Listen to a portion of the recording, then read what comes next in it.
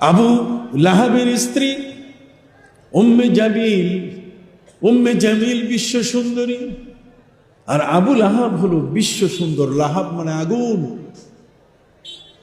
গোটা দেহের মধ্যে আগুনের রং, আগুনের বাবা। আবু লাহাব বিশ্ব সুন্দর, আর উম্মে জামিল বিশ্ব সুন্দরী।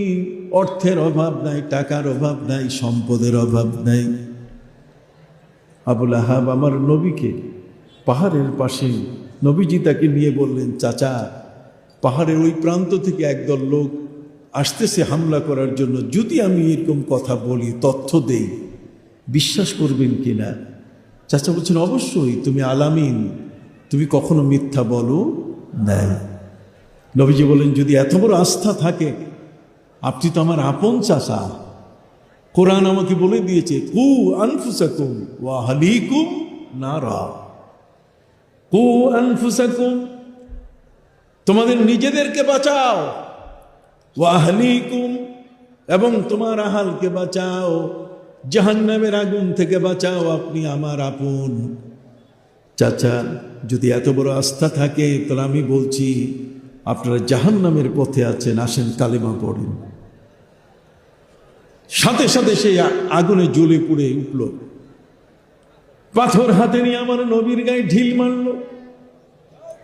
কোন কোন তাফসীরের কিতাবের মধ্যে লেখা আছে, প্রিয় হাবিব সাল্লাল্লাহু আলাইহি ওয়াসাল্লামের গায়ে এই আবু লাহাব একটা নয়, দুটা নয়, প্রায় 33টা পাথর নিক্ষেপ করেছিল।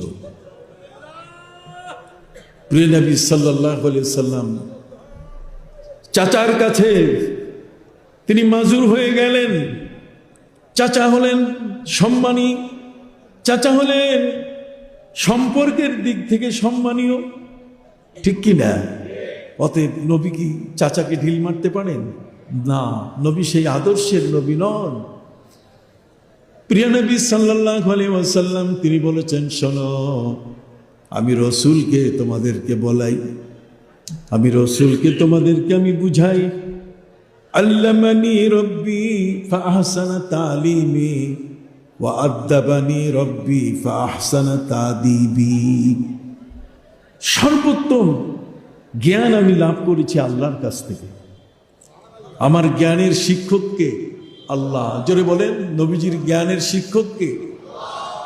পৃথিবীর কোনো ঠাকুর সন্ন্যাসী না, পৃথিবীর কোন ইউনিভার্সিটির কোন ডক্টরেট নোবেল বিজয়ী নয়, আমার নবীর একমাত্র শিক্ষককে।